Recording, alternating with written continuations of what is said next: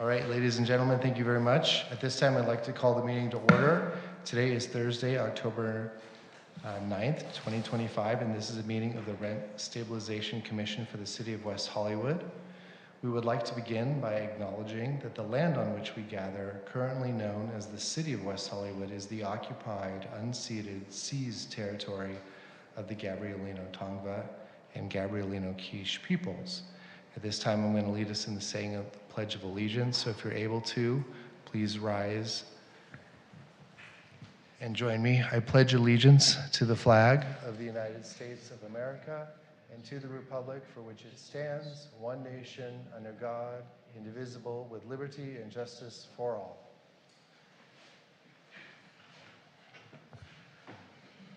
All right, and we will ask Ms. Secretary if we can do a roll call, please. Commissioner Bass? Here. Commissioner Copeland? Here. Commissioner Kirpies? Here. Commissioner McCafferty? Here. Commissioner Topchin? Here. Vice Chair Goldman? Here. Chair Rory? Here. So we have a quorum of 7. Thank you so much. And we're going to do approval of the agenda, followed by approval of the minutes. So tonight, the agenda will just be the one appeal. And if everyone's had a chance to review, I can entertain a motion and a second. Motion to approve with that change. Second. Okay, and with that, we'll do a voice call. All in favor? Aye. Any opposed? All right, so that motion carries 7-0, and we'll do the same process for the minutes. This is the minutes from our last meeting on September 25th. I can entertain a motion and a second when folks are ready. Motion to approve. Second. Okay, another voice vote. All in favor? Aye. Aye. Any opposed? 7-0 carries. So we'll do public comment. This is just general public comment to start the meeting. There'll be opportunity for a more specific matter comment later. Do we have any speakers registered? Not at this time. Okay. So then we get to move on to the manager's report. Ms. Avalos, if you could lead us away. Good evening, Honorable Commissioners. Gloria Aviles, Acting Rent Stabilization Manager for the City of West Hollywood. The look-ahead calendar for tonight, we did have 2 appeals. One of the appeals was withdrawn, which was D case 4989R. We will be hearing D case 5048 tonight. And for our next meeting scheduled for October 23rd, we will be hearing an appeal for D 4670 CD1. That's it. Okay, thank you. Any questions at this time from the commissioners? Not seeing any. We get to move on to the next item, which is new business, and there isn't anything scheduled, so here we are at the appeal portion. So we're going to just do tonight the appeal for D-5048, and this is an appeal. Well, I guess we're going to hear from legal counsel, and then there is going to be both sides have appealed. So I'm hoping you can remind me, or the clerk's office can remind me on how we're going to do the appeal portion in light of both sides appealing. I think it's 2 separate processes, but we'll start with the legal counsel report and then go on to the logistics of the testimony part. Well, good evening, Chair, honorable members of the Commission. My name is Natalie Cameron, and I'll be serving as legal counsel for the Rent Stabilization Commission this evening. Item 8A on today's agenda concerns the appeal by the landlord and the tenant to a hearing examiner decision for property located at 926 North Spalding Avenue, Unit Number 7. The application was filed on June 3rd, 2025 by tenant Gregory Marcel, who filed a rent decrease application in connection with 17 issues, some of which were removed or withdrawn at the initial hearing. The application was heard on July 15th, 2025, and a decision was issued on August 15th, 2025. The decision found that the tenant was entitled to a rent decrease for the following issues: access to the front yard / common areas, unit interior paints, unit carpeting, unit heater, and the toilet. The decision denied a rent deduction for the lattice sunshade and the building security cameras. This appeal arises from the hearing examiner's decision related to the following issues: the lattice sunshade, access to the front yard/garden common area, building security cameras, unit interior paints, unit carpeting, unit heater, and toilet. The issues subject to the appeal and staff's recommendations are as follows. With regards to the lattice sunshade, the decision found that the tenant did not meet the burden of proof, even though the sunshade could be considered a housing service and no rent reduction was granted. Access to the front yard/garden common area. The tenant testified that tenants had previously been able to use the yard as a common space, but the area was later locked and only one tenant was provided a key. The landlord testified that the space had been used for parking and not as garden for tenants.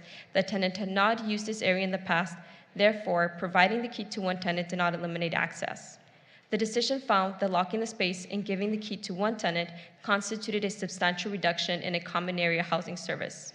The decision further found that the landlord failed to submit the required rent records to the hearing examiner, and because the rent roll was not provided, it was not possible to determine which tenants were entitled to the common area rent deduction. As a result, the decision applied the reduction to all units of the property and granted a $35 monthly rent reduction.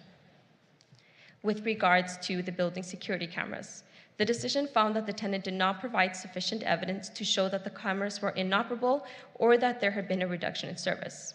Accordingly, no rent reduction was granted on this issue. Unit interior paint.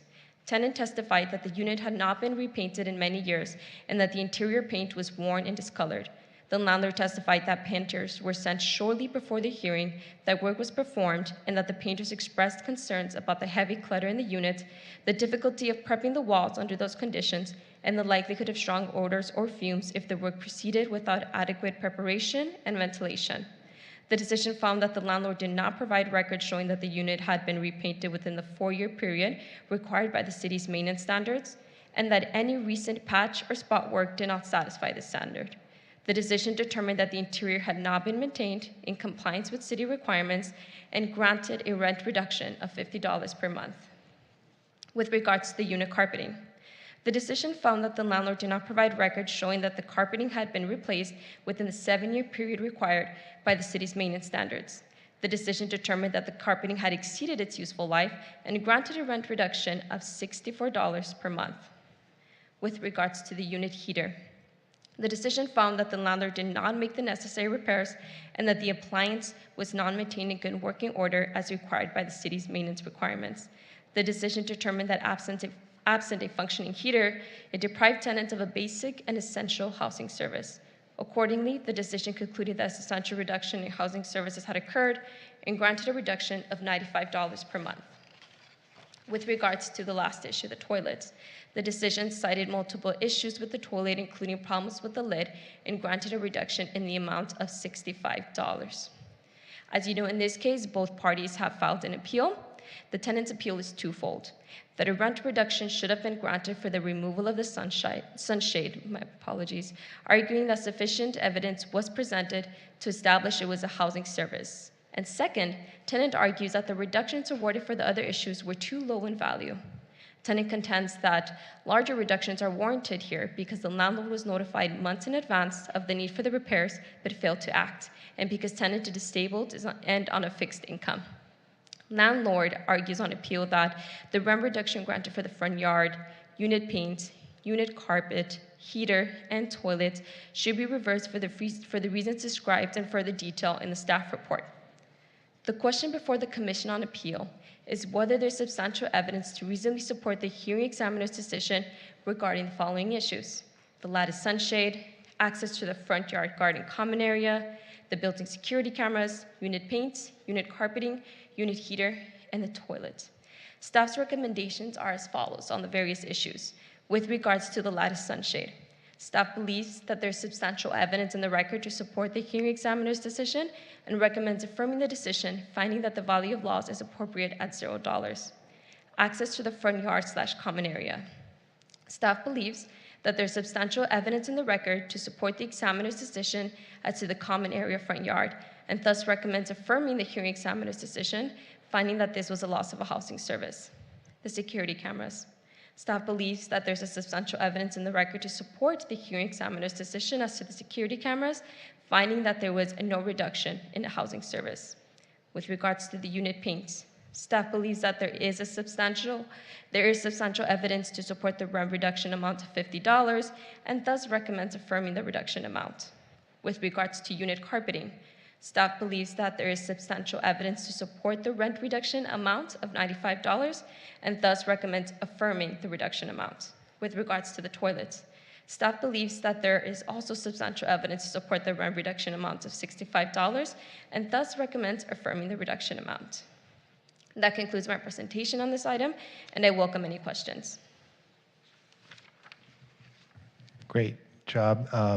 I see maybe some questions from Commissioner Topchan.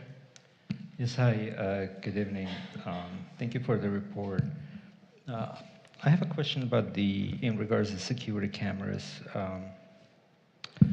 The staff says that the tenant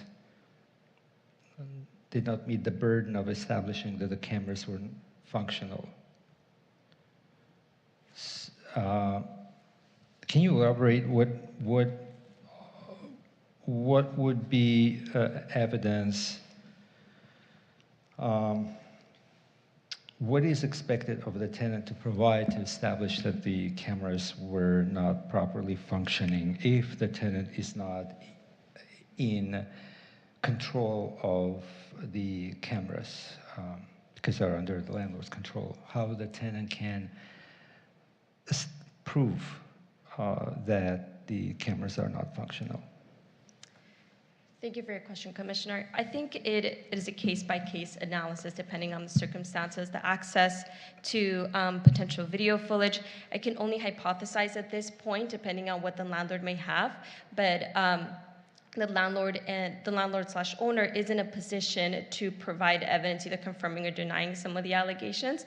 And it seems like here the tenant didn't provide anything demonstrating that it was not operable. It just seemed that there was an argument raised with regards to its operability. Okay. So when I read the analysis of the hearing examiner, the focus was on how long the security camera footage was retained in light of incidents. That's what I see here versus the tenant actually arguing that the cameras are inoperable. Maybe did I understand this correctly, or I'm interpreting it differently from what staff believes? When we're evaluating a reduction in a housing service, the analysis is whether or not it is no longer available based on the fact that it was initially provided. Here, it doesn't seem to be that was the case. It was just with regards to the duration of the footage, but there wasn't evidence showing that they were not operable, which is the crux of the issue with regards to the reduction of a housing service. Okay, thank you. Thank you, Chair. Yeah, good questions. Commissioner Bass? Yeah, thank you. I emailed you this question, but I'd like to go down this road a little bit. The staff report supports affirming the hearing examiner's decision on the sunshade, which is called a sunshade, because of privacy. But if you look at the hearing examiner's decision, this would be page 4 of the actual decision, under reinstall sunshade, there's no mention of privacy at all in the discussion of this item. There's only mention of increased air conditioning and a loss of shade. So I'm wondering why the staff report relies on privacy when the hearing examiner's decision doesn't mention that and only issues of shade. I'm just having a hard time reconciling the discrepancy between those two reports. Yeah, thank you for your question, Commissioner Bass. I'm scrolling through the original decision. It's page 4 of the original decision, and Page 120. Is this a legal question you're asking? I'm just wondering why the staff report relies on the argument of privacy as the reason for affirming when the hearing examiner's decision only talks about Right. a shade. So that just, It's good to flag the question. I wonder if it's more of a deliberation question or a legal question, because if council thinks that's more of a deliberation, I'm more than happy to hold that. I'll follow your advice. Yes, it could certainly be raised during deliberation. I am looking at the decision on page 4, and there is mention with regards to the sunshade hung outside being provided shade and privacy. And privacy. But certainly they can be raised during deliberation for further discussion by the commission. Okay, thank you. okay, seeing no further questions from the Commission for Legal Counsel this time, we can move on to the testimony part. If everyone's in favor. I'm seeing nods. And so tonight, normally what happens is the appellant has 5 minutes, and then the respondent has 5 minutes, and the appellant can divide their time. But there's 2 different appeals tonight. So I want a reminder, does tenant go first or does landlord go first? And then is it literally whoever goes first gets, it's just the same process twice, but effectively you're each gonna get 10 minutes per side, but we're supposed to divide out the issues that you're really focused on depending on your appeal, but you're gonna get 10 minutes in total, it sounds like. But could you remind me of the process and the rules so everybody knows, and then we'll execute? Yes.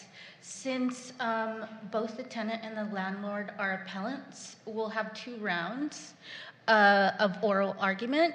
The first round will be for the tenant's appeal and the second for the landlord's. So the tenant will go first, and then they will each have 5 minutes. Okay. And then And the landlord will get a rebuttal during the tenant, Yes. and the tenant will get a rebuttal during the landlord. So That's correct. that's how it's gonna work. So for this evening, if the tenant wouldn't mind coming forward at this time. And as you're coming forward, I'll just review the process for everyone at home and listening online, that you're gonna have 5 minutes in total to speak for this appeal, and you get the option of saving a little bit of time and listening to the landlord speak, and the landlord only gets their 5 minutes in this portion of appeal. Whatever time you don't use in this portion, you get as a rebuttal, and then we're gonna mirror it for the landlord.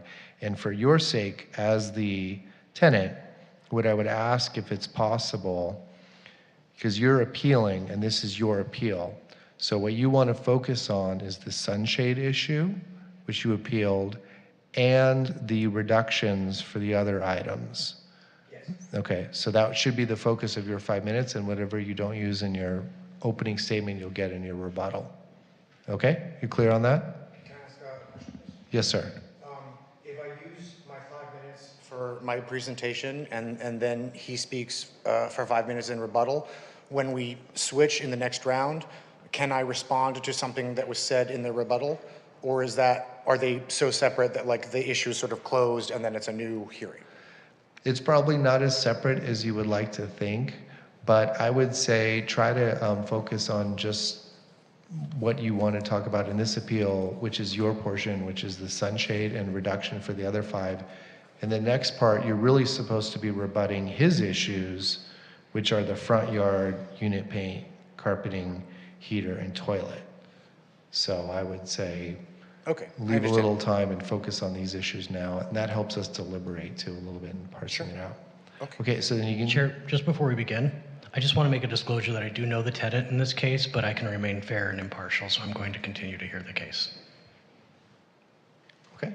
So with that, sir, you can start by beginning with your name, city of residence, and then your 5 minutes will begin until you reserve time.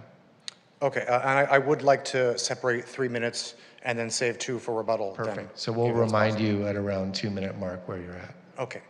My name is Gregory Marcel. I live at 926 North Spalding Avenue, apartment number 7, in 90046. Was there anything else that I needed to include? No, sir.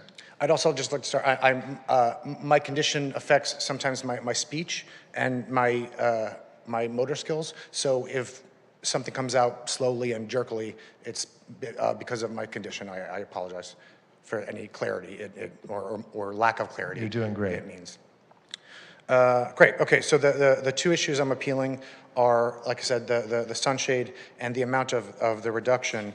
I'd like to address the amount of the reduction first, because while the hearing examiner did hear all of the evidence and see all of the photos and everything and did decide that I was entitled to these reductions, I believe that I am entitled to larger amounts because of the following conditions. My disability, because an able-bodied person in their 20s or 30s who has a job and an income in the same circumstance would qualify for the same exact reductions because they are very close to the minimums. And so my condition makes everything, every moment of every day, more difficult. So these things do affect me much more greatly. Also, the landlord has been aware of these issues for, at this point, 5 months. Some of these issues, according to the emails and in evidence, they've actually been aware of for a year. They have, as evidenced, when it was time to, they wanted to replace my windows. I did not ask them to, I did not want them to. They wanted to replace the windows so that it would make the outside of the building more uniform for curb appeal. So the building manager entered my apartment and rearranged all of the materials and objects that were in the way and moved the clutter and moved furniture, and they entered and exchanged and replaced the windows. And this shows that when it's a service or a maintenance issue that they want to do because it benefits them, they're capable of getting it done. But any of the maintenance issues that I've requested that they don't actually financially benefit from, they're claiming that the conditions in the apartment they're unsafe, they're unsanitary, it's too difficult because there's too much stuff. So I believe this expresses a selective unwillingness, basically, because they are fully capable of doing the work for themselves, but not for me. Also important to note is that in the last year, since they took ownership of the building, they have done a lot of work on the outside of the building. They have renovated 7 out of the 8 apartments from top to bottom to raise the rent, and they have built an entirely new structure in the rear of the building for more units, for ADUs. So if they are capable of doing all of that in a year, how are they not capable of painting my apartment? I don't believe that makes a lot of sense. And again, is an example of selective inability. Hold on, I'm just going to pause you. This won't count against your time. How much time are we at? We're at 2 minutes left. Okay. The last point on that is just that, sorry, I lost my place. I'm so sorry. You were talking about the ADUs. So as you know, like I can't force them to do maintenance, and the board and West Hollywood can't force them to do maintenance. So a rent reduction is really the only recourse I have. And because they've known about this for months and have not still rectified these things, I have thus far not been given any reduction or compensation, and my rent has only gone up since they took over the building. So I think that should be factored in. In terms of the sunshade, Commissioner Bass was correct that the original hearing was all about debating the temperature and the heat and comfortability in the apartment, and for some reason the commissioner's report is all about privacy. The word privacy was only mentioned once in the original notes because privacy was a very, very, very minor issue and a very, very minor part of the argument. It was all about heat. I had a sunshade and curtains and blinds. They replaced the blinds with other blinds. The curtains are still there. They took away the sunshade. I had 3 amenities, now I have 2. That's a reduction. Also, the most important part is that the sunshade is the most effective in controlling the heat because the curtains and the blinds are inside the apartment, so they don't prevent the sun from beating down on the wall and the windows of the building. The sunshade was outside the apartment and actually blocked the sun from beating down on the apartment. Admittedly, I don't have scientific measurements of the temperature, but as in LA, everyone knows if you park your car in the sun for several hours, it gets really hot. If you park your car in the shade, it doesn't get hot. So that's That's why I believe that proves that there really was an amenity and a housing a comfortability issue that was lost. Thank you, sir. How much time is remaining? Pretty close. About 8 seconds. Yeah. All right. Oh, of the entire 5 minutes, or? Yeah, Yes. but Oh, I'm sorry. it's okay. I didn't know. Like you said, you're going to get a second opportunity with the other appeal. But I do have some questions. I think some of my fellow commissioners might as well. Certainly. Since, as I understand it, for this part of the appeal, the sunshade and the cameras are kind of in play. They're not really in play with the next appeal because the landlord isn't appealing those. So I want to ask you about the sunshade. Okay. And my question is also open to any commissioners who can answer this, but there's a record that we have, and I don't know if there's a book in front of you or if you've had a chance to review the record at all. Is there a copy in front of him? Okay. I'm looking for any picture of this sunshade. Oh, okay. Those were in the original evidence, and I do have copies of those that I can show you now, but... I need to know from that book. Have you seen in that book any This- pictures of this the book? sunshade that we're talking about? This is the first time I've seen this book, so I can't answer that. I'd have to look through it to find them. So should I do that now, or? Yeah, I'll give you a second to look through it, and if any commissioners have any thoughts. I saw what looked, I really didn't see what you're describing as almost like, and maybe you can help me, is it almost like an awning over a window? It's a white lattice that's hanging in the window. I'm sorry, I'm trying to find like a table of contents or something to. Try page 172 and 173.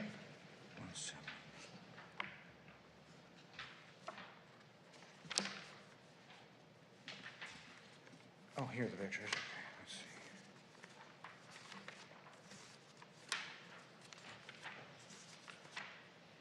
There's little numbers at the bottom. Yes. It says- Okay, so actually, yeah, if you look at page 172 Okay. and 173. Okay. So on 172, you see there's a staircase that leads up to the apartments on the upper Yes, floor. My yes. apartment is up there. Okay. So the And are you down that hallway of the stairwell?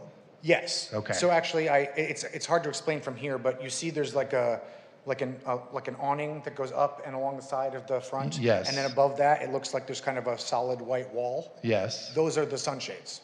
Right, extending out. So, and that picture is from before they were removed, obviously. Okay, and so there's no longer that Yes, white and part? then actually, on the opposite page, page 173, that is a photo taken from inside my apartment looking out, and you can see the sunshade hanging outside of the It's that apartment. lattice structure Yes. beyond the screen? Yes. Okay, perfect. And then actually, if you turn to the next page, 174, you see there's a picture of hooks. Those are what the sunshades were originally hanging from, that now there's nothing there because they were taken down. So that photo is just to illustrate that they're no longer there. Gotcha. Okay. Okay, that helps me a lot on the sunshade question. And then I'm going to follow up with you on the camera because that's also in play right now with there was no reduction for that. So did you ever make a request for footage and you didn't have access to footage? Yes, basically, there have been several instances of things like happening that I've questioned that happened outside the building. When I've sent emails about several of them, they've just never responded. And when I've asked them specifically about the footage, they've either told me that they're not really sure how long it's kept, or and they've emailed me specifically telling me that I don't have any right to the access of the video footage. So that's why actually I didn't really focus on that with the appeal at all. As Commissioner Topchin commented before, I don't really know how I would prove they're not working. Okay. I think that all that could be proved is that they are working. Let me pause you there. That was part of, you didn't have an actual example of how they weren't working. You just were questioning whether they were working. Is that correct? Yeah, like I said, I don't really know how I would be able to supply evidence that they're not working. Okay. Okay. So those were my questions, and I'll bet you some of my commissioners might have some as well. Commissioner Topchin? Yes, thank you. Good evening, sir, Mr. Marcel. So regarding the cameras, why do you believe that the landlord is not responsible, but is kind of required, obligated to provide you a copy of the footage if there was even an incident happen? So, was there any agreement between you and the previous owner or the management? Why do you believe that the landlord had to release the footage? Well, with the previous owner, there was never an issue that came up where I felt I needed the footage or asked about it. It never was discussed. Like one example that comes to mind is leading up to the original hearing, I was given instructions from the board that I had to. There was a notification that I had to post in public at the building for at least 6 days in advance to be seen. So I posted that right near the mailboxes, which I also took a photo of to prove that it was posted. Within 24 hours, it was torn down and thrown away. And the mailboxes are like underneath the front Right, stairs. but We need to focus on that. Let's focus on that question. Sorry. Was there any incident during the previous ownership, though, or the management, where you requested a copy of the footage, and that was given to you? No, I never requested any footage from the previous ownership, no. Okay, thank you. Any further questions at this time? There will be a second opportunity. Okay, sir. So I'm going to have you take a seat at this point, and then the landlord's going to come up and have 5 minutes, and then you're going to have your chance for your appeal next. So if the landlord can come forward. And again, for this part, you're really supposed to be focusing on the sunshade and then the reductions for the other issues, which the camera is really the only one on this part of the appeal that won't necessarily be part of the appeal next time unless you guys talk about it. But you can start with your name, city of residence, and your 5 minutes will begin. Hello, my name's Sean. I live in West Hollywood, and yeah, I'm the manager for 926 Spalding. Perfect. Okay, so now I just got it. So regarding the sunshade, I mean, it was kind of like, it was outside and against the stairs and was just crumbling apart. So we took them down. I never looked at it as something that was for the tenants. I didn't think it had any use in any way, or if anything, it could have been more of a hazard. But there are blinds and curtains inside the unit, so I really do not see the point in those. I never even called them sunshades, but I think it helped getting rid of them, so we did that. We took them off. And there was some downstairs, they were super old and they were all falling apart. So should I just go over the appeal and the reductions that were given? If you want to, that probably makes sense. Okay, so for the front garden area, there was a rent reduction for $35 for all the tenants. So that garden area, at one point, it was a parking spot for a tenant, and then the previous owners, they closed off the area.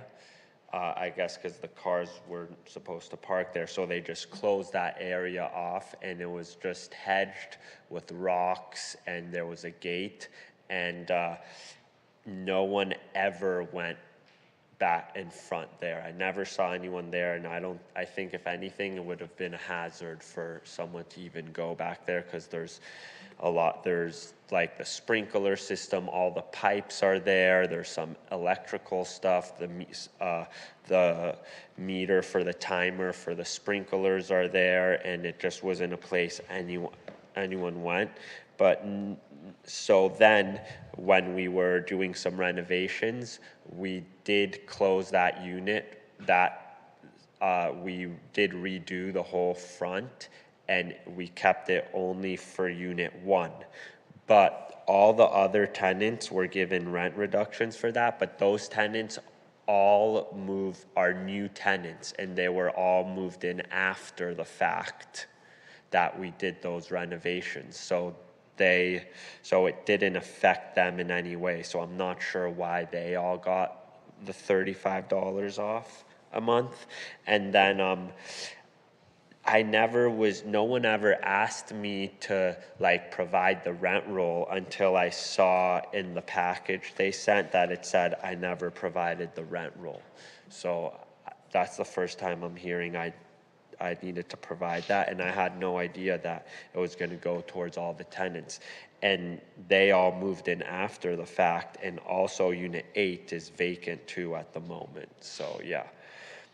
And then, so that's regarding the front patio. And then, so then repainting Greg's unit. I mean, I have so many emails.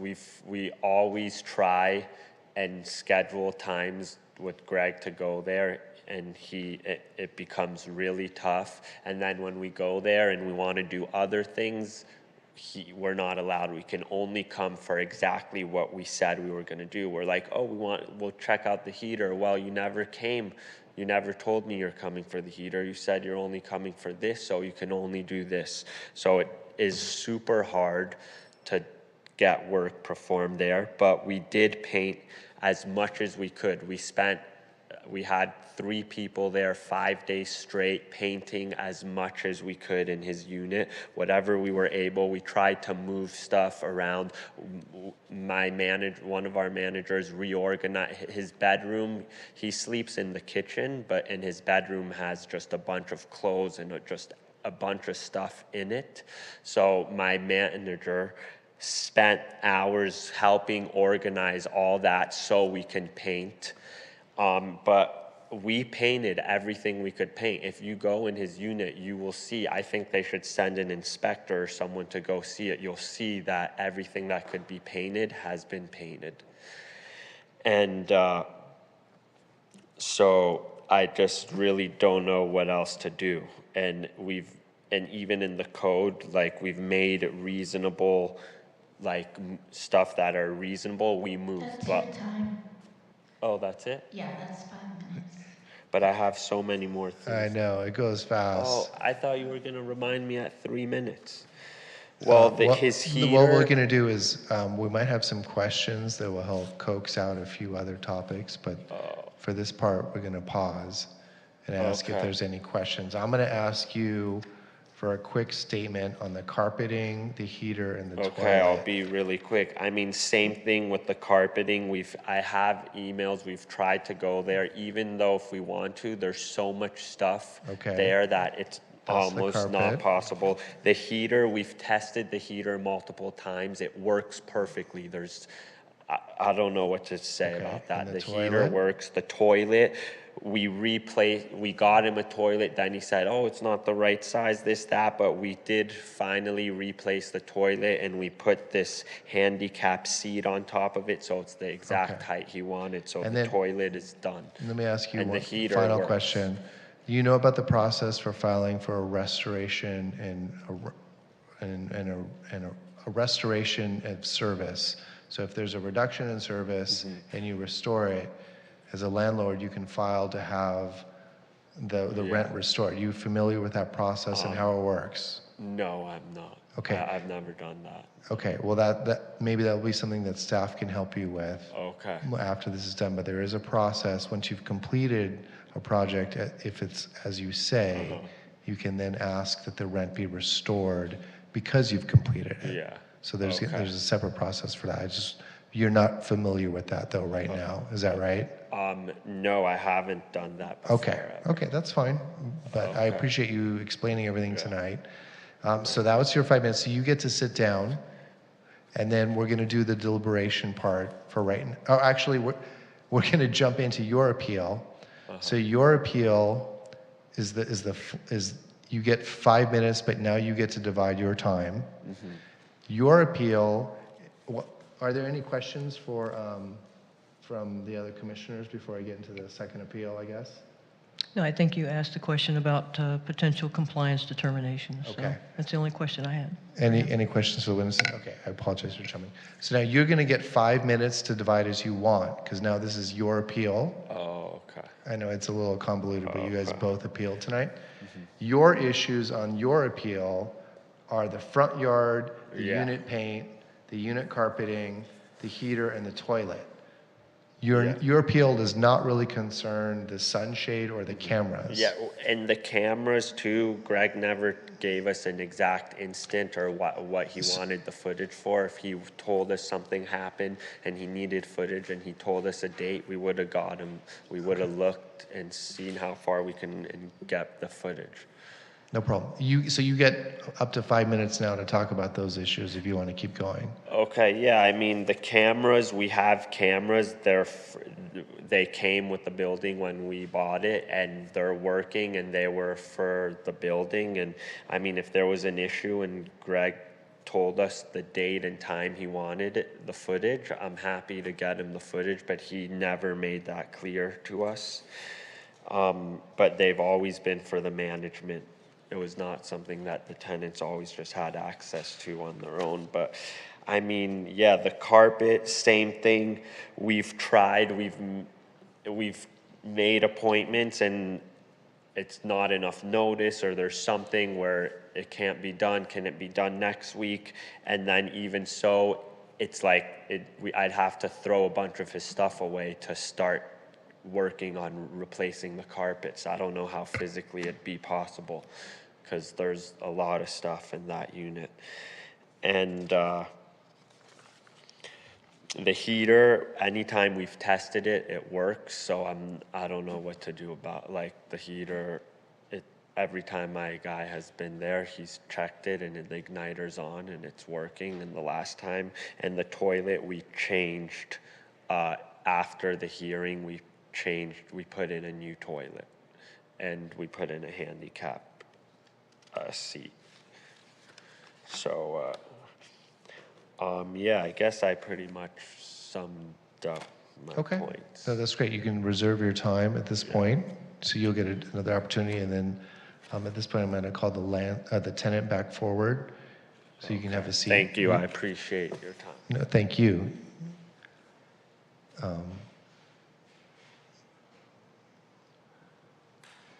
And for this part, you just get your 5 minutes, and you would be focusing on the landlord's issues, which are the front yard, the unit paint, carpeting, heater, and toilet. Yes. Do I have to say my name and my town? and everything again, We're or- good on that. Thank you. Perfect.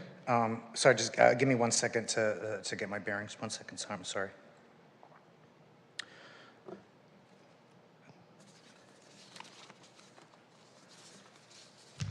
Take your time. Don't worry about it.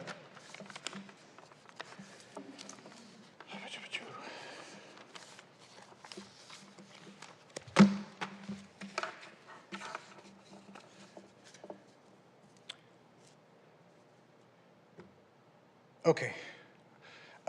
So in terms of the front yard and garden area, they said in their appeal that my testimony shouldn't be considered because it's hearsay. I've lived in the building for 14 years, so everything that I've testified to in terms of my access to the courtyard, which I have used and I have entered, even though he testified no one ever used it, but he's only owned the building for a year, and I've lived there for 14 years. So it's firsthand testimony of my actual experiences at the building. His testimony that the previous owner told him that it was private to apartment 1, but there's no actual evidence in an email or a contract of it, that actually fits the bill for hearsay. So according to his own appeal, his testimony shouldn't be considered. In terms of repainting the unit, the appeal openly admits that the ceilings and the cabinets have not been painted. And then several sentences later, it says that you guys should come and do an inspection and see that the apartment is fully painted. So in the same appeal, he claims that the work is done, and he also claims the work isn't done. And so I'm not sure which case he's requesting it to be overturned from. In terms of the carpet, on page 17 of the hearing examiner's ruling, it states very clearly that the carpeting can only be replaced after the painting is complete. According to his own testimony, the painting is not complete, so the carpeting should not be scheduled. There are actually even emails from the management company saying that the carpeting would only be replaced after the painting was complete.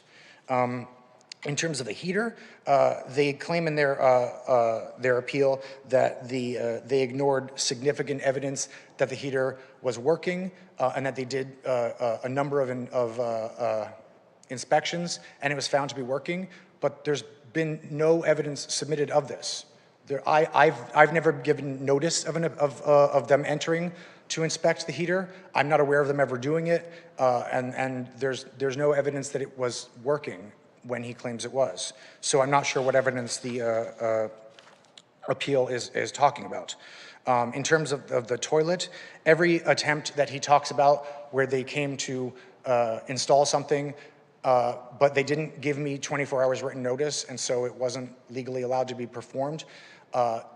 Even on top of that, all of those alleged incidences were after the hearing. So there would have to be additional evidence of things that took place after the hearing to support that, which under my understanding is not allowed here and is not what the appeal is to decide. As you said, it's not a compliance hearing, and it's only to establish if the hearing examiner made the correct decision with the information that he or she had at the time. So obviously any maintenance that was attempted after the hearing isn't applicable. Boobadoo. There is an email in evidence of me emailing them and asking about the cameras in relation to that notice that I said was torn down, because the cameras would have shown who tore the notice down. They never responded to that email. So that's why there's no record of me requesting specific dates and times, because they never responded. How much time do I have left? A minute and 20 seconds. Okay. In terms of the sunshade, he's described it as a hazard. As far as I know, there's no evidence that anyone or any property has ever been injured from the sunshades. He said that he didn't think it was even for the tenants. I don't understand who it would have been for, like hanging outside my door blocking the sun, if not for the tenants. As I said, he said no one ever used the courtyard, which isn't true. I did use it. He talked about the rent roll, and he said that he never knew in advance that he was supposed to bring one. It was part of the instructions that we were sent. It was part of the instructions that I posted on the side of the building. I knew about it. If he didn't know, it's because he didn't read it. And he didn't bring the rent roll, and then he was given an additional several days to submit more evidence even after the hearing was over, and he still didn't submit a rent roll. The only reason those other tenants were granted this reduction was because a rent roll was not provided. So the only reason for overturning that on appeal would be proving that a rent roll was provided, and it wasn't, as he's just admitted. As we mentioned, there have been several times when they've tried to enter without giving me 24 hours written notice to do repairs on things and maintenance work that I didn't approve. He claimed that I sleep in my kitchen. That's not true. There's a kitchen area and then there's a breakfast nook. Because of all the materials I have for my work, I moved that stuff into the back room and made that my office, and I moved my bed into the breakfast nook. So yes, that's where I sleep. Thank you. Okay, great. No, you covered it. I think we have your statement, sir. So now the landlord gets to finish his little portion. If you want to, sir, you can come forward. How much time will you remind him? 3 minutes and 30 seconds. Oh, no problem. Sir, I apologize. Commissioner Kerpes wants to ask you a question. Sorry about that. I'm sorry. Yes, I'm sorry. Who is the question? Thank you. Yes, I have a question about the heater. So what evidence, I know that you sent the email, and I know that you spoke about it at the hearing. Was there any other evidence that you provided or that you recall the landlord Actually, no, it's not fair to ask you that. You gave testimony, or if you can confirm this for me, you gave testimony at the hearing that the heater did not work, and you sent an email or showed evidence of an email that you had sent prior to the hearing asking for the landlord to fix the heater, correct? Yes. Okay. And you don't recall any evidence of the landlord providing a receipt or anything like that that he's fixed it? It doesn't sound like that was. I don't recall any Okay. instance when they examined the heater.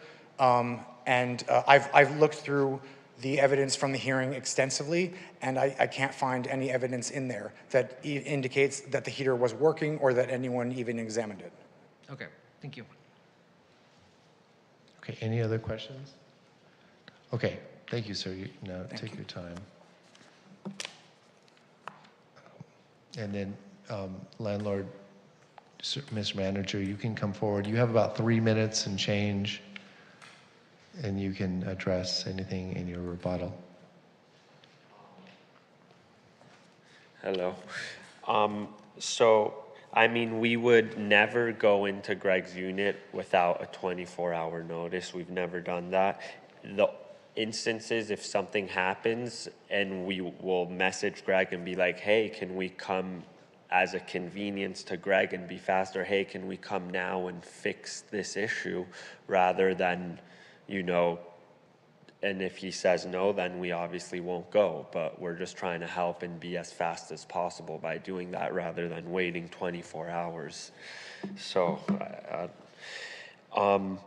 I mean, the heater, when we went to put in the toilet, we tested the heater and the heater was working. I have my own full-time crew of people who work with us, so I mean, I don't really have like a receipt or a bill from a heating company showing that we went and inspected it. And I mean, yeah, and painting, we painted as much as we can that was possible in the unit. And like Greg said, oh, the carpet can't be replaced if it's not painted. You know, there's always, it's really difficult to get stuff done in there because, you know, and yeah, the toilet we changed, but that was after the hearing. We changed that. But yeah. Okay. I think if that's all you have to say, that'd be fine. You can conclude your remarks and then have a seat. I guess that's all I have to say. Okay, no Thank problem. you. All right, thank you, sir, for your time. Go ahead and have a seat. We're going to do the deliberation part. And thank you, commissioners, for bearing with me. It's always a little wonky when you have two appeals because the timing, the balance isn't quite right. So thank you for bearing with me on that. Now that the testimony portion is over, we're going to have questions for council, and then we'll start deliberation. And I wanted to lead us on a couple questions, and maybe I'm sure other commissioners will as well. First question is a reminder for the commission to what extent we're allowed to take the tenant's or the applicant's disability into consideration for the ranges of the rent reduction. Is that even a factor that we're allowed to consider for the amount of a rent reduction? That's my first question. My second question is, what is the appropriate range for a rent reduction for the sunshade? Because I'd like to know just generally from high to low what that might be if this commission decides they want to do something in that area. My third question was, on the front yard issue, to the extent there really are new tenants in the building who never lost a service because they're new, is that something that gets resolved in a compliance determination? So if we just affirm tonight the front yard determination, but in fact there are new tenants who really didn't ever lose a service on the front yard, can that get resolved through a compliance determination?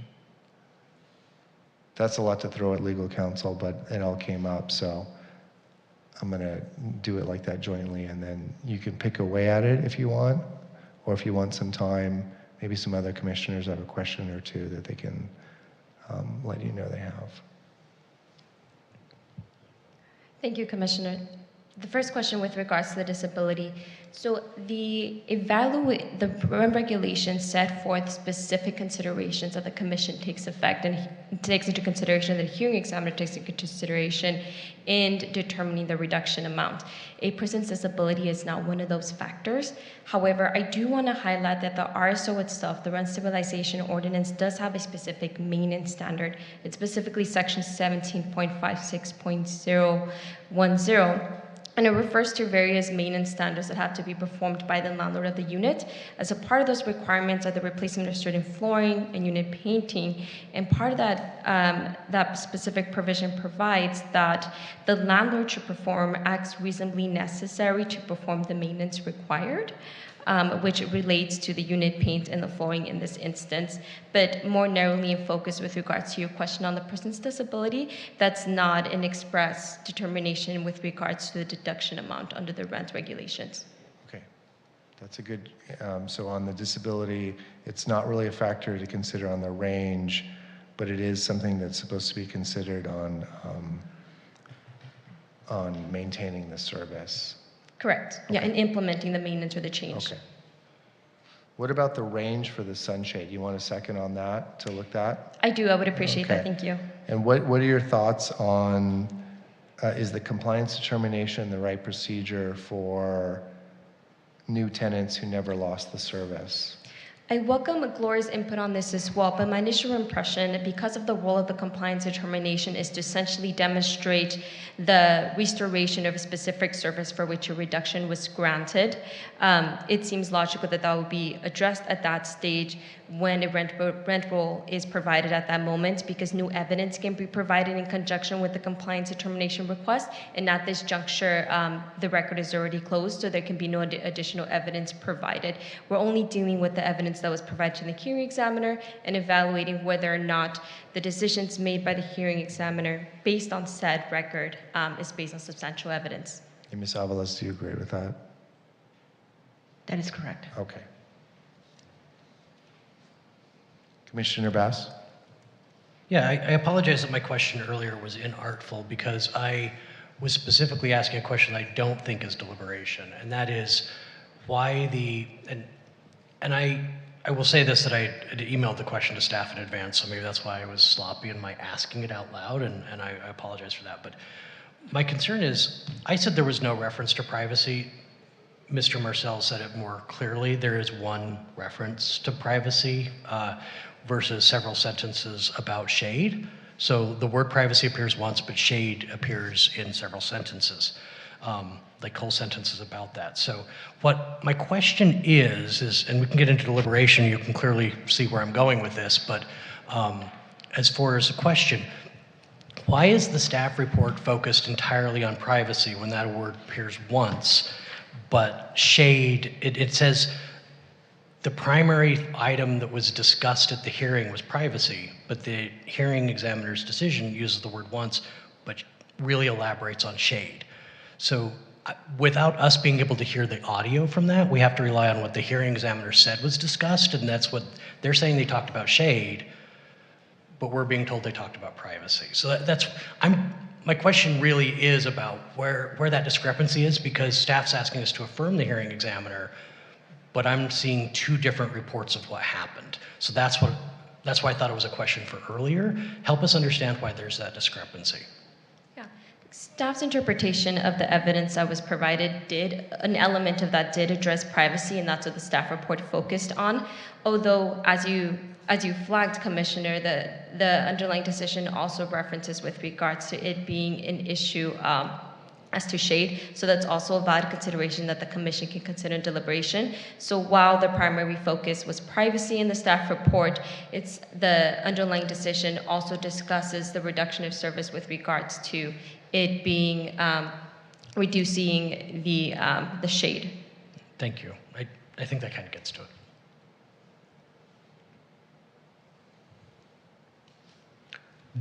Okay, I think we might have, we'll give you a second to look at that range. Oh, yes, I'm ready. My apologies. No problem. So there is a specific valuation guideline for sunshade, parentheses, porch slash balcony. This is under regulation 60041.1. The low range of that is 5, and the high range of that is 14.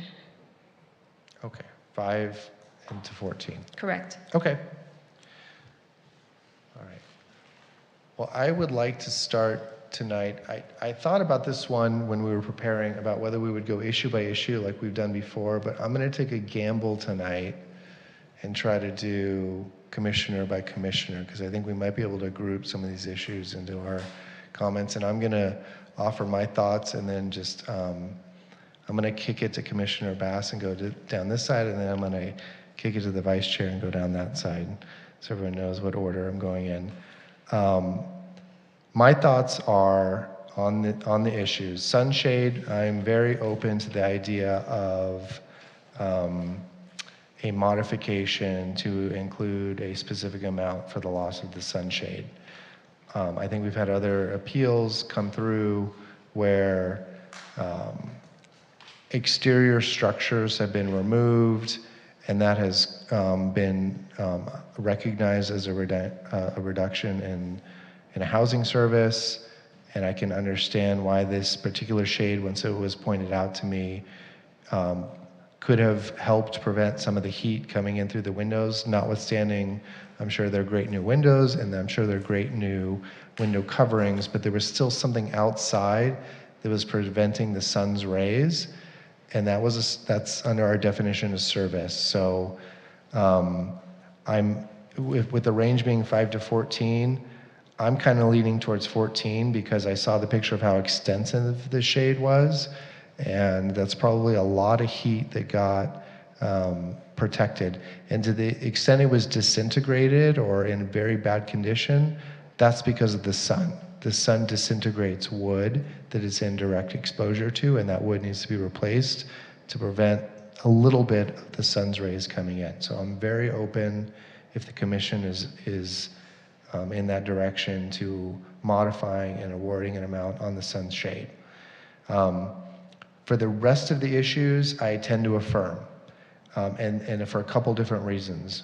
Meaning, for the front yard, if I don't have an issue with the 35 reduction, and if there is an issue about new tenants coming in and not really suffering that loss, that's a compliance determination issue. On cameras, I really wasn't persuaded one way or the other that there was a loss of, that there had been a prior example where they used to have access and now they weren't getting access, and I really wasn't clear that there was never an operating camera. So I'm fine with keeping that at 0. That's my leaning. Unit paint, carpeting, heater, toilet, I lean towards affirming on all those issues. I am open to the idea that if there has been compliance, that a compliance determination is the right way to remedy it. I don't really feel persuaded on any particular issue that it should be higher for the tenant, based on what I've heard so far. And so that's my leaning. Open to modification on sunshade, affirming on the remainder of the issues. And with that, I'll kick it to Commissioner Bass. Thank you, Chair. I will summarize my statement by saying I agree with you entirely on your statement. And I will say just 2 things. And one of them is, just for the public, and my colleagues have heard me say this before, and I apologize that you have to hear this often, but it's important for me to remind people that our job is to look at the record before us, what's in that book, and determine, could a reasonable person have come to this decision? Not whether I would have come to that same decision or somebody else would have come to that same decision, but could a reasonable person have come to that decision? And except for the sunshade, that's where I fall, is that a reasonable person could have come to those decisions. And so I would support staff's report with the exception of the sunshade. I wasn't going to be quite so generous on the number, but I'll listen to my colleagues on where they're at. I would have gone towards the middle of that range. But Thank you, Chair, for summarizing everything. And I think that a lot of these issues that the landlord mentioned should be raised in a compliance determination and not here at an appeal, and would encourage the landlord to investigate that process. I think I'm in agreement with everything that's said so far. I just want to go into a little bit more detail about encouraging the landlord to, I would say tomorrow, if this dollar amount is of concern to you, that I would go tomorrow to file a compliance report or a compliance determination for the heater, for the carpet, for the paint, and for the lost yard garden. Because if I understood correctly, was the answer that you could remedy that in a compliance determination, that if he brought in a rent ledger or when they moved in, that would satisfy? Correct, because at that time, additional evidence can be produced. Okay, and even if you can't find that, if you have a vacant apartment, you can go tomorrow and you can at least be in compliance on that one, because, well, actually, it wouldn't apply anymore, I guess. You don't have to comply with that. So I would recommend the landlord do that, because then you will have somebody, a determination on these items. Because right now, you're saying that you've done all this work, but it was all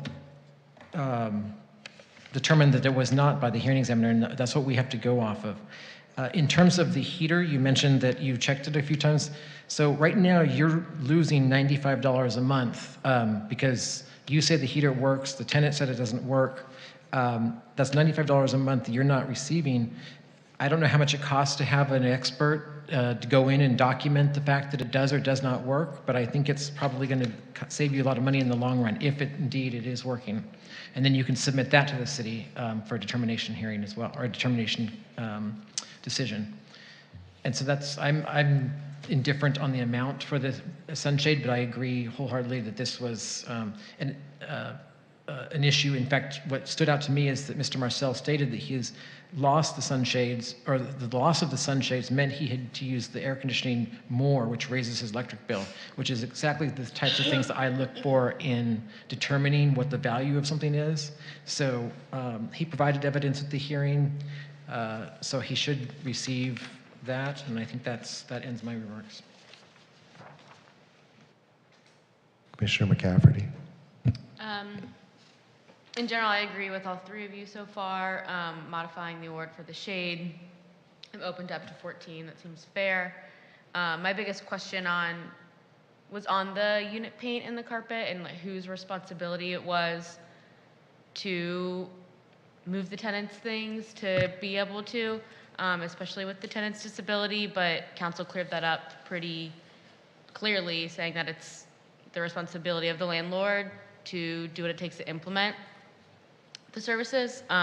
So that cleared my only big question up. So yeah, I agree with you guys.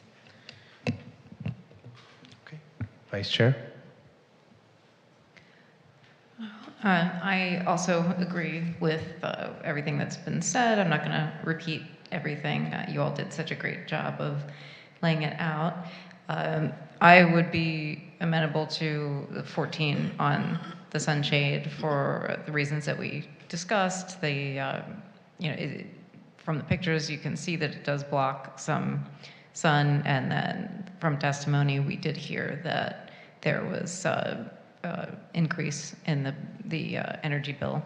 So yeah, and I would support affirming, and then of course the landlord has the remedy of doing compliance determination. Commissioner Topchan. Thank you, Chair. I would agree with most of the things the commissioners have said, and I'm in agreement with staff's recommendation on everything except for the sunshade. I do believe this is not only the privacy, but it's also the actual sunshade providing the what do you call it? As the tenant mentioned that the bills were increased for the electrical bill was increased, and he was using more electricity and air conditioning. So it's not just a privacy issue. So I agree with that. The only, I just want to verify, Ms. Aviles, the guidelines 5 to 14, is this per window, per shade? And It's listed as sunshade for balcony or porch. okay, so how many windows and how many shades we have here that were removed, and we have to multiply by what, $14? That was the same. I guess we can talk about that. My thought was it's 14 for the whole thing, and that's the upper end. We need to discuss this because my understanding is that typically the examiners would go based on the per the item versus the total. So they go based on the window, as far as I know. And we need to know if that's the case and how much it's going to be the total, because we don't want to be excessive, but we want to reasonably compensate for the removed service.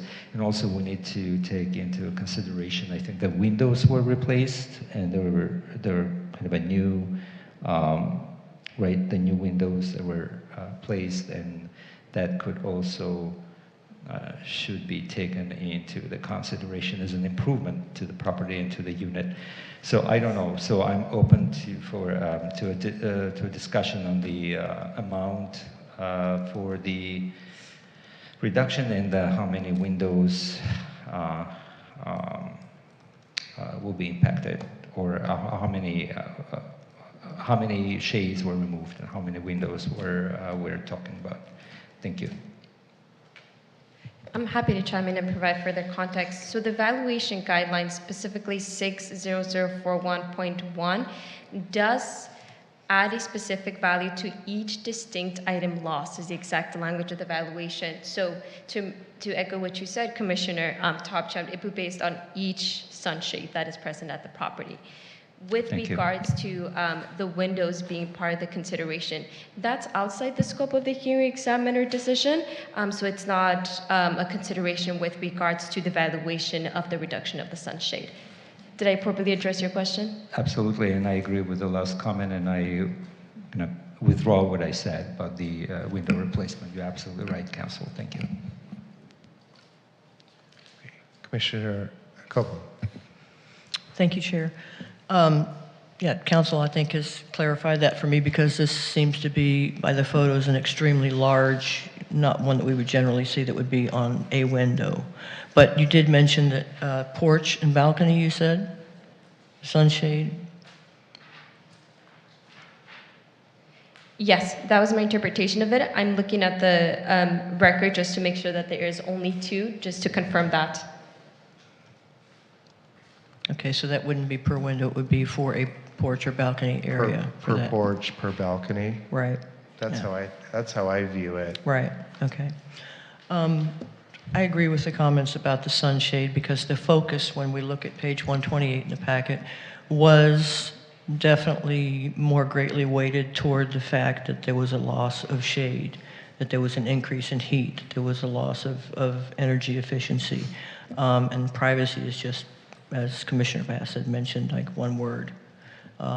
So I agree with that. I think the sunshade should definitely be something that we should amend. As for the painting, the ordinance in section 17.56.010D, as Council mentioned, does cite that the landlord is generally responsible for all of the anything acts necessary to perform the maintenance that's required by the ordinance, which would include moving furniture.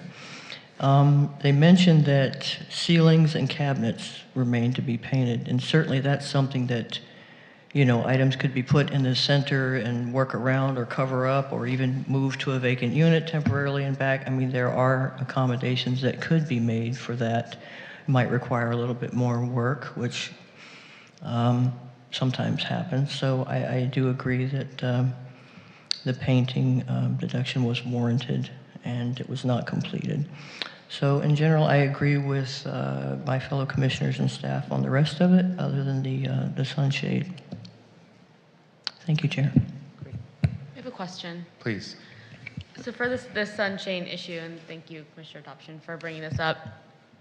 So with the removal of this, so the sunshade wasn't just privately for this apartment. So if we modify to have an abatement for the sunshade, would that have to apply to all the tenants because it's outside of the, like it's in the common area, or is that outside the scope and this is just for this unit? Based on the language of the original decision, the sunshade was outside of the unit, so it seems to be unit specific. It wasn't raised as a common area issue, and I think the photographs that were provided demonstrate outside of the unit. So it seems to be a unit specific issue, wasn't raised as a common area issue as a part of the original hearing examiner decision. Okay, and we need to stick with that, or we can say that we think that it is a common area? I don't know how we would say we think it's a common area. Well, because I'm looking at it on the picture and it is. But we don't clearly know a how common many, area. we don't know how many units access or along there, or I mean, I'm not sure if that's one unit or multiple units based on the record. We've had cases in the past where it's like, you know, those buildings up on Fountain where they have those like, they're like castles almost, where to enter the apartment, you're like on one corner to go into the door and up the stairs to the second unit. Even though you live on this other completely different building, they still count that as public or community or what is. Right, but we don't know if this is really community or if it's just one long, narrow hallway for the tenant's entrance. That's what I wasn't clear on. I assume this is the tenant goes up, and that's where he enters, and those are all his. This looks like a standard building to me where you go up one side through and then down the other side, based on the pictures on page 172. I see. You think there's a stairwell on the backside? Mm-hmm. Okay. I think, yeah, this picture, it's the whole, at like a walkway into multiple apartments. Right. So to me, that's a common area. Right. No, I didn't read the picture. I didn't know how to read that. I didn't even know that was the lattice picture. Yeah. As you know, it wasn't very clear to me. We know that there are 8 units in this building from the hearing examiner's decision, and so the way it looks to me is that there are 4 on the upper floor and 4 on the bottom from just knowing the apartments in this area. That's what it would appear to me. So I think that it's clear the sunshade at least impacts 4. Okay. But I would, if I could share, so if you remember, the hearing examiner determined that it was a lost amenity. They did say that, but the hearing examiner determined that there was no value for it. And the value that we're coming up with, I believe, is based upon testimony of one individual in one unit. So I'm conflicted in applying that value of his use of air conditioning and all those things that he's testified to determine a value for everybody. So you would support remand to determine whether this is a common area issue and what the appropriate values would be? Hadn't thought of that, but yes, I would. That's probably the best solution. Is that maybe what we have to do here? What do other people think about? Because that kind of folds into your question, Commissioner Topchin. You were focused on windows, but really it's more about units. And if this is a common area hallway that's accessed by 4 units, then maybe the hearing examiner has to think about that in light of our direction that this is a loss of service because of the heat obstruction. I think I would agree with that. So I don't know whether it's going to be it's a common area. Well, it seems like it's a common area because it applies to all the units, right? So, or at least the 4 top ones. Right, at least the 4 top ones. So are you suggesting remanding, right? Well, I'm throwing that out there as maybe that's what we need to do, because we can't tell from the evidence how many units are affected, whether it's a common area issue. But we can give the direction that this sunshade shouldn't just be for privacy, it's for blocking the sun. So there's a reduction on that. So if we're not discussing the number of windows affected to this particular unit, obviously we're not going to go that direction. So versus the number of units. So I think it's better if we remand this back to the examiner with the request to look into that. versus us making that decision, since it may apply to all other units. Thank you. Vice Chair, did you have something you wanted to say?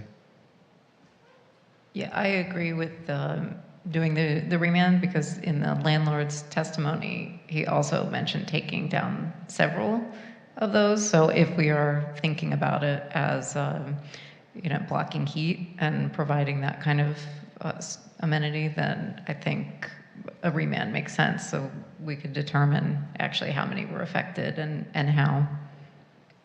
Yeah. Commissioner Copeland? Yeah, my question is that there was testimony in the record that I think most of these units were recently, have recent tenants have moved in. So we would need a rent roll or some sort of a date for the hearing examiner to determine, is that correct? Which tenants would actually have been eligible for if it was a common area? That would be a factor they would have to consider. I think you're absolutely right. Okay. Because they would have to be, they lost that shade, but if they moved They in had to after, have lived it there, is but gone, if it they all wouldn't moved in matter. afterward other than this tenant, then it wouldn't be a common area issue. So we would have to have rent roll or dates or something for the examiner to look at to remand, wouldn't we? I think that would be a factor. But let me ask this for legal counsel. Is this within our purview to remand and have them look at whether this sunshade is a loss of service as a common area issue?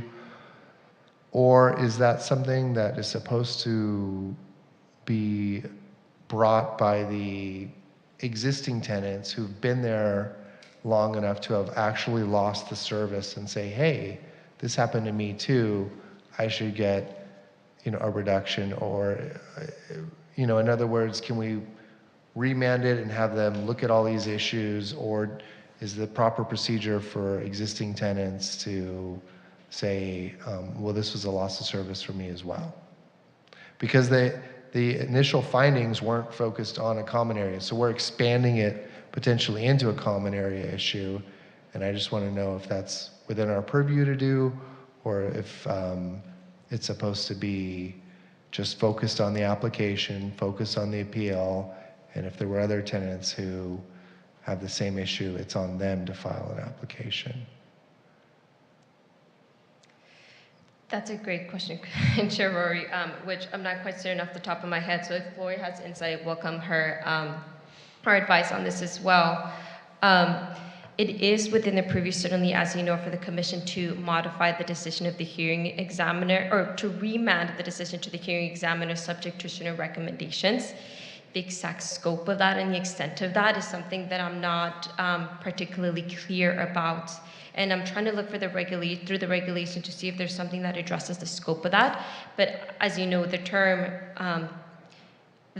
modification and allowing the Commission to essentially remand and provide certain recommendations does provide some flexibility. Okay. And there's nothing that's jumping out to you that says this is that wouldn't be an appropriate remand?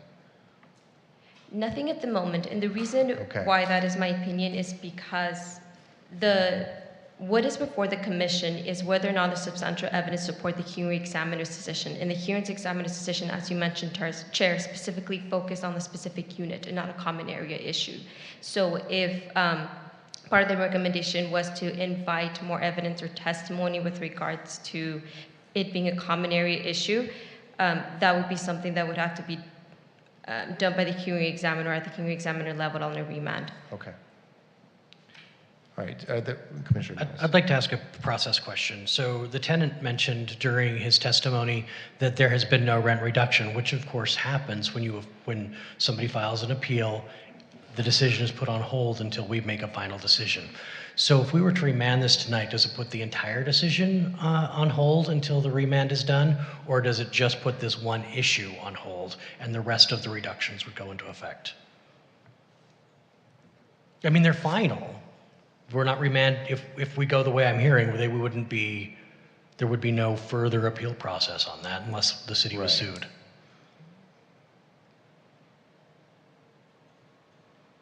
Sorry, we're throwing difficult questions at you tonight. No, that's all right. Thank you, and I welcome the questions. If you can kindly give me a moment just to look through the regulations to see if there's express language to that. Thank you. Commissioner Topchian or Commissioner Kerpes, who might have some insight, do you have some sense on this? Like if we remand, does that pause the reduction on everything else? I don't think it does. I think that my understanding is we could remand on sunshade and that wouldn't affect the reductions on the other areas, and it further wouldn't affect the landlord's ability tomorrow to file a compliance determination on these other areas.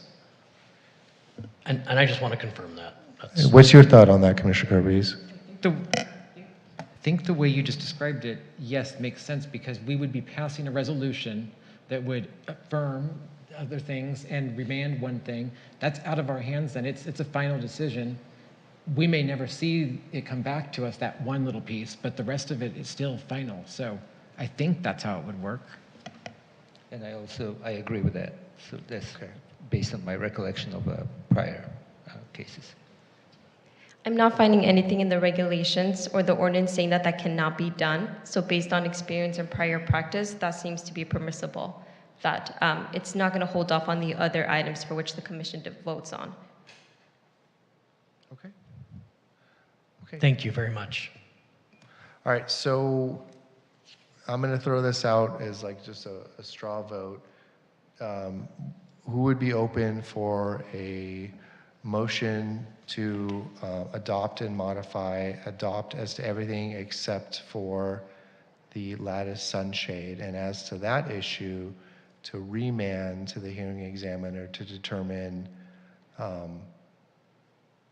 A, whether this was a common area issue affecting multiple units, and B, to determine an appropriate amount for the reduction with the commission suggestion that it should be towards the $14 per unit or per allowable unit.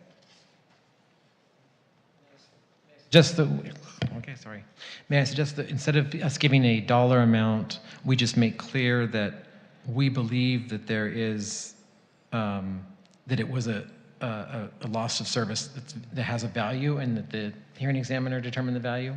Because we're just, I mean, he could present bills of his AC Okay. conditioner, whatever. I'm open to allowing the hearing examiner to come back with $5 if that's what they decide. Yeah, and I think that that's safer too because, yeah. Chair. Or we can determine the amount of the reduction, as you suggested, let's say $14. And the remand will be on the issue of whether it's a common area or applicable to this particular unit only. Okay. Who's open for that idea, to set it as 14 and then the hearing examiner is just determining whether it's compliant or whether it's common and who gets the 14? The only reason I'm opposed to it, even though I personally think it is $14, should be $14 or the higher amount, is because when the hearing examiner looks at common area issues, they're not necessarily looking at specific individuals can add testimony, but the hearing examiner looks at what is the loss of value based upon the guidelines and what all the testimony they've heard. So I don't want to put a high number on it when it might leave it to the tenant to make that argument for themselves, the dollar amount, and to justify it. I just don't want to hamper or put weight on. Okay.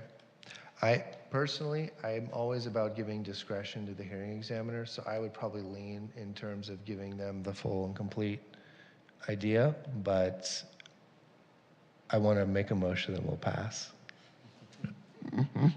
So who has strong feelings about determining a $14 set amount versus discretion? Go ahead, Commissioner Copeland. I have a quick question. Would it be part of the resolution that the commission has determined that the loss of service was related to shade and cooling? Because yes, the examiner's decision was privacy, so we can make that determination? Yes, we can include that in the resolution. Okay, then I'd be willing to. And what are your thoughts on the setting it at 14 or giving hearing examiner discretion? I mean, I would rather see 14, but I would be willing to go along with letting the hearing examiner's discretion on that, because it's obviously a very large area, and if they come back with $5, it's something that if it normally came before us on appeal, we would probably say that was insufficient based on the photos and so forth. So I would be leaning more toward, you know, the commission determined that it was a loss of service for shade and energy efficiency reasons, and recommends, you know, the higher amount. But we needed to determine if that is a common area issue, something like that. But whatever my fellow commissioners think is best. And I think establishing a monthly value, it's within the commission's We discretion. could so- set it at 14. The question is Right. whether, you know, we give the hearing examiner the discretion.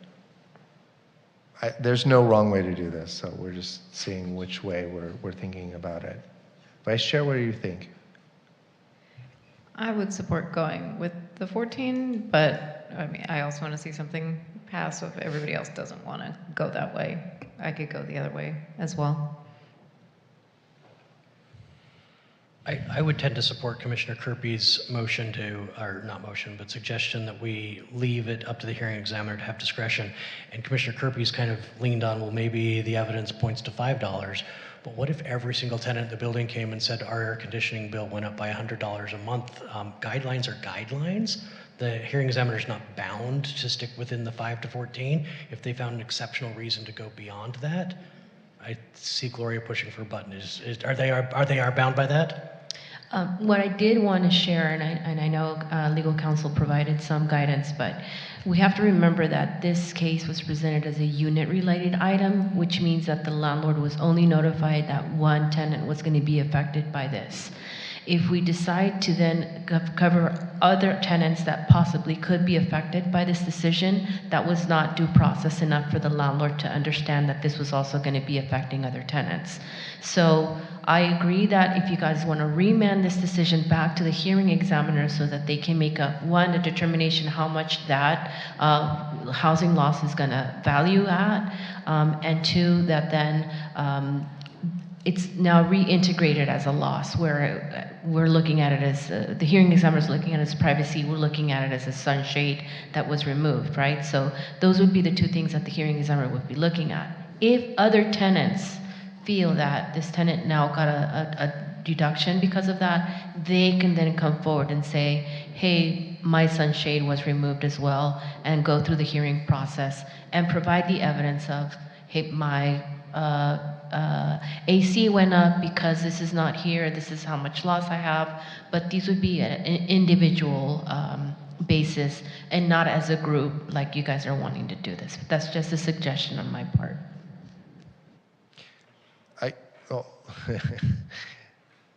I want to understand your suggestion, because I asked a question earlier about whether it makes sense for us to remand and have this looked at as a common area issue.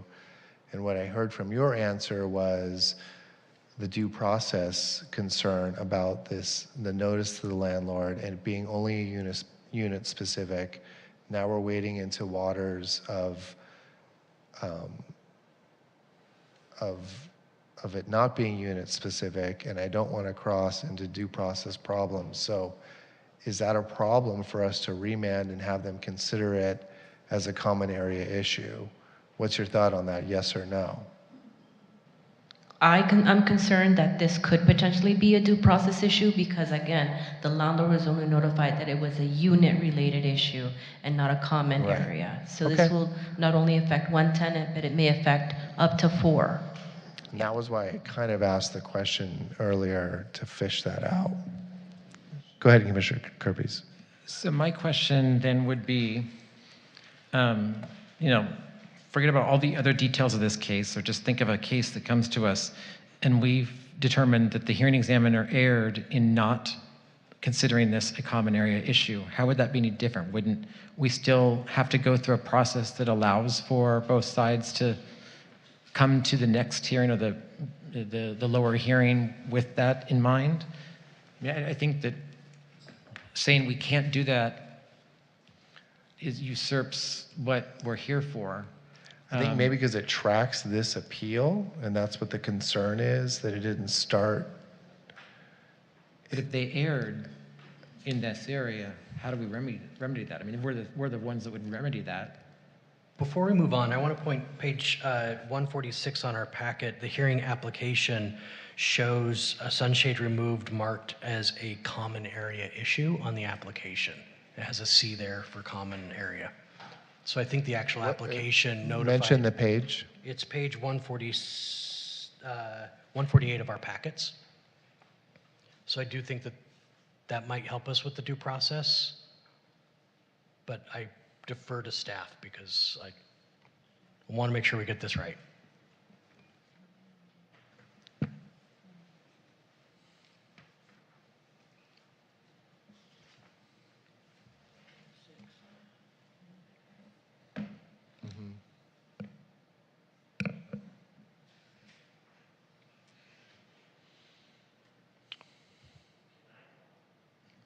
I apologize, sir. We can't do any more testimony.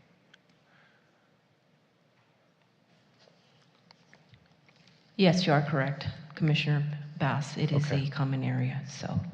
It was marked as a common area issue, so maybe we can, that gives us some little bit more ability to remand and have them look at it as a common area issue. That's correct. I think that's fair. Thank you for pointing that out, Eagle Eye.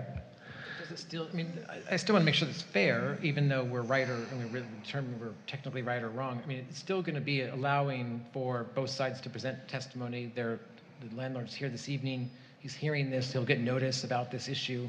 So remanding it on this issue, even if this didn't say that, would still be fair process, right? I mean, if we made it and we're intentionally.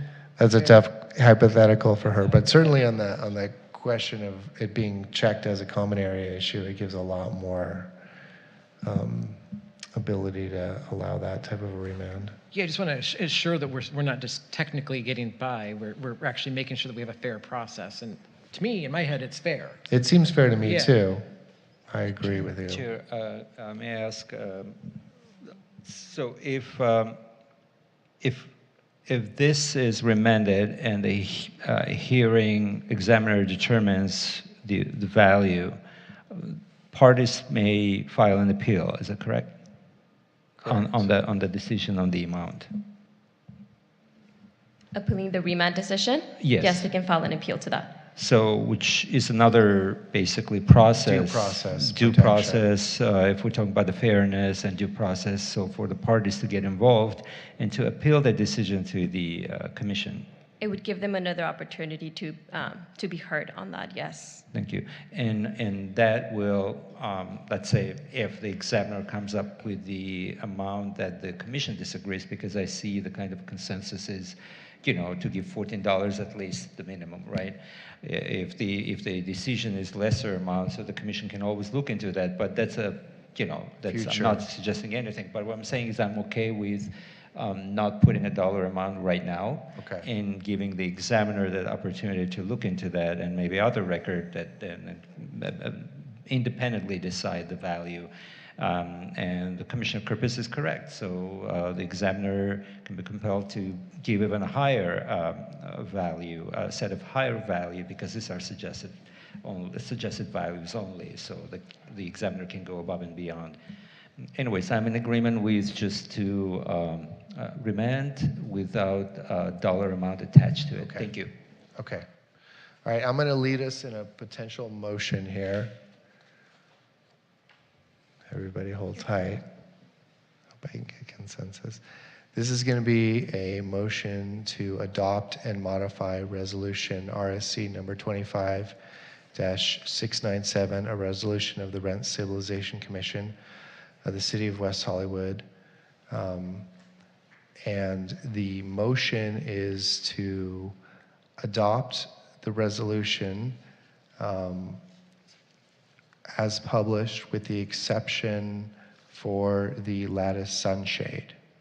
And as to the lattice sunshade, we're going to modify the resolution to remand to the hearing examiner to decide, A, whether that was a common area issue that affected multiple units, and B, what the appropriate amount of the reduction in service would be, given the fact that C, we are directing the hearing examiner that we found as a commission that the loss of the lattice sunshade was not just a privacy issue, but a loss of protection from the sun, and therefore it is entitled to some amount of rent reduction, subject to the discretion of the hearing examiner. Second. Awesome. Okay, we have a motion and a second. Can I ask for clarification on the motion? Is that the actual language of the resolution, or? So there are two ways that we can approach this. I was taking notes with regard to the motion that was made, so I can reiterate that at the end, or we can follow the process that we did at the last September 11 hearing, where I can draft a resolution to make sure it tracks accurately the language of the motion, and we can adopt it at a future hearing. Okay, I just want to make sure we actually have the language of the resolution. So I support the motion and the intent behind it, but I want to make sure we have it. So what do my colleagues prefer? I like how we've done in the past, where we can modify and have it be part of the record. When it's super complicated, I'm okay with having it come back and we have to review it. I think last time there were multiple parts. Hopefully I wasn't too wordy that it was so confusing on this one. I feel like in the last few years we've done plenty of modifications without having to come back for a second meeting. So I would like to have the motion and the second heard, but that's just based on historical precedent and my view on the complexity of the motion tonight not being that.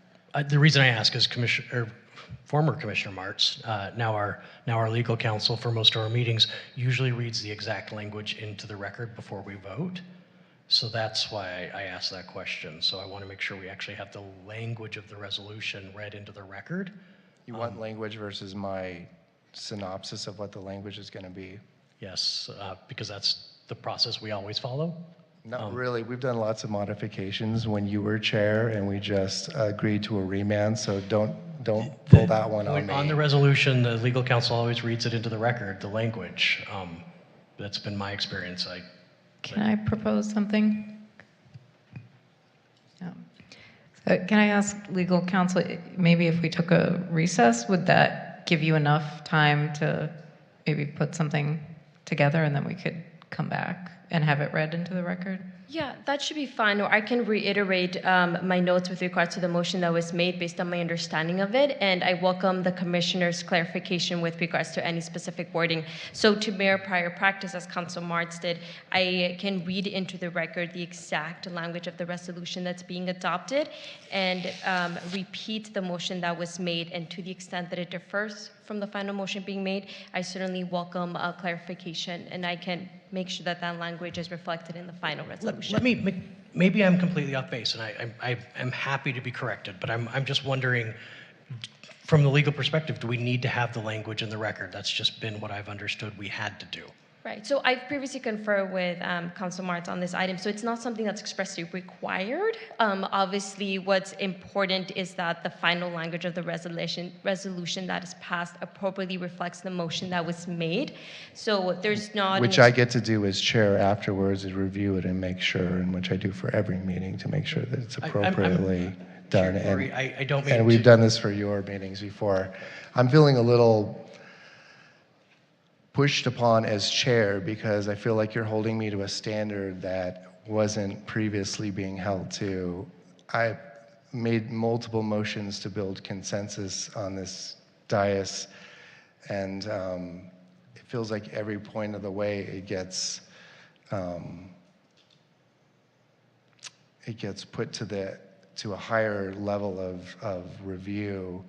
So I'm a little I'm just a little feeling not supported as chair in the motion that I made and that was seconded and that we all discussed and that I led a very good discussion on, and we got to a good point, because now you want to see final language from our council, which we can do after a break, but please don't tell me that this was the process that we've done for the last 2.5 years since I've been on the commission, because that's not correct. Chair, I support you as chair, and I apologize that you're feeling that way. I really genuinely believe this is the process we've done, and I wouldn't say that otherwise. Regardless, if legal counsel says we don't need to do that, I have no objection. I think we are going to do it tonight, and I'm just voicing why I feel I'm being put to a higher standard here. Let's take a 5-minute recess, and we'll give council a chance to read back my motion and include language in the resolution.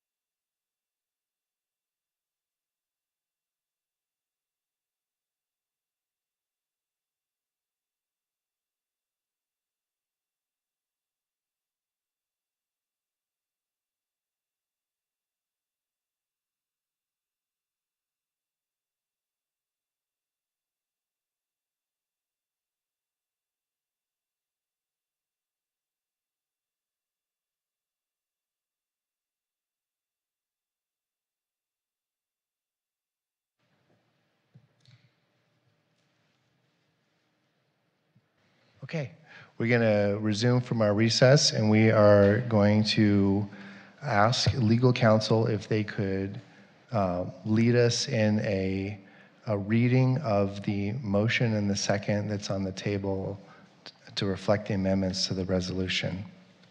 Thank you, Chair. And the way that I'll proceed is that I'll read the full language of Section 4.1 as I propose it to be drafted in the resolution, and I welcome any corrections or revisions at the end of my recitation of the motion.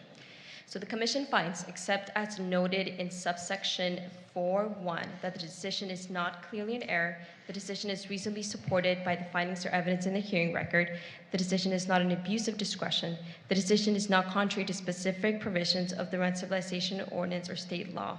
The Commission hereby modifies in part and affirms in part the decision on the following basis. Section 4.1a. The Commission finds that decision should be modified to clarify an error as to the toilet rent reduction amount. There's substantial evidence in the record to support the decision's finding that there was substantial reduction in a housing service maintenance issue as it relates to the toilet. However, the decision alternated between 65 and 75 in rent reduction on this issue. The Commission finds that while the decision references 75 in one or two places, the narrative findings in the majority of the decisions set the amount at 65, and the Commission affirms as to the $65 amount, all references to 75 in the decision are modified to 65. New subdivision 4.1b. The Commission finds that with regards to the lattice sunshade, the Commission remands to the hearing examiner to determine whether it was a common area issue and determine the reduction value in light of the Commission finding that it was a reduction of shade and not limited to privacy. New subsection 4c. The Commission affirms the decision in all other respects. I'll close my reading of that to inquire whether or not that accurately reflects the Commission's decision this evening.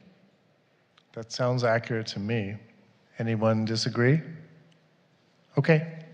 So with that clarification, the motion and the second are on the table. Could we have a roll call vote, please? Commissioner Bass? Aye. Commissioner Copeland? Aye. Commissioner Kirby? Aye. Commissioner McCafferty? Aye. Commissioner Chopchin? Aye. Vice Chair Goldman? Aye. And Chair Rory. Aye. Okay, great. So we have a 7-0 vote that passes. If the parties have any further questions, you can reach the Rent Stabilization Division at 323-848-6450, by email at rsd@weho.org, or you may request an in-person appointment online at weho.org under the services menu. And we will move on to item 10, which is items from staff.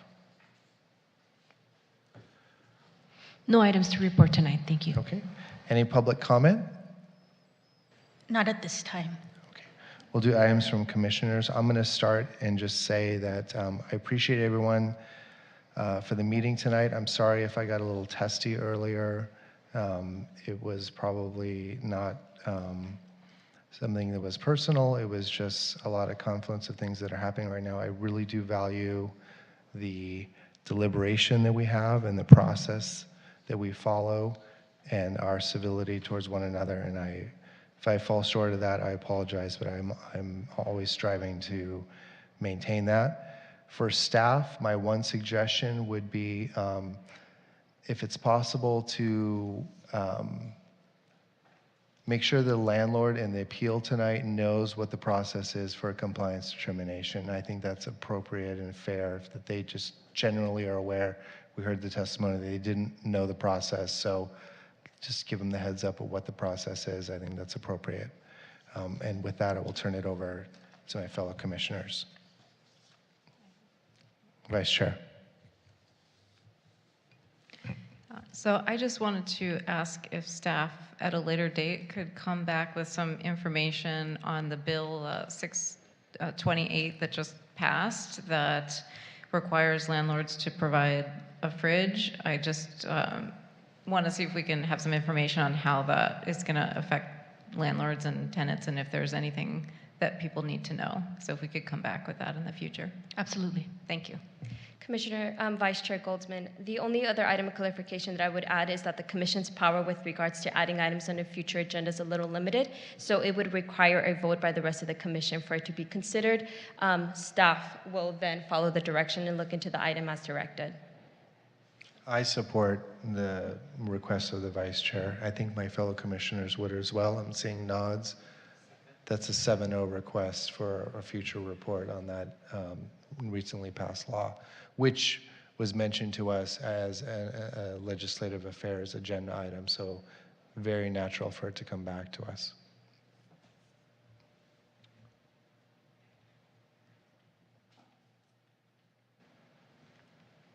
Chair. Is it, are we Please. talking? Okay, I wasn't sure if they were going to go. I want to say thank you to staff. I mean, always the staff reports are amazing, both verbally and written. But I am concerned tonight a little bit about the section about the shade and privacy, because maybe I'm just not understanding. Maybe there's additional evidence that the staff is seeing that we're not, and that's how they're coming to a different conclusion, because I just don't see in the record how, and I don't want to make a huge deal of it because it was just a small section, one time I've ever noticed it, but it's just something I've noticed in that, and so that one little piece, now I'm going to find myself questioning some other things. So I just hope that we can really try hard to be more transparent about where we're getting information in the staff report, because I know that, at least I rely heavily on what staff tells us, and I didn't see how they could come to the same conclusion, or at least the focus in tonight's. But otherwise, it's not a critique, it's just a raising a red flag of something I was concerned about. Yeah, no, thank you, and I appreciate that. And the only item I'll say that was some feedback provided to staff with regards to the scope of information that should be included in staff reports, and not an extension of the previous discussion with regards to the item. It's the only thing I want to know. Thank you. Okay. Seeing no other speakers tonight, we can adjourn.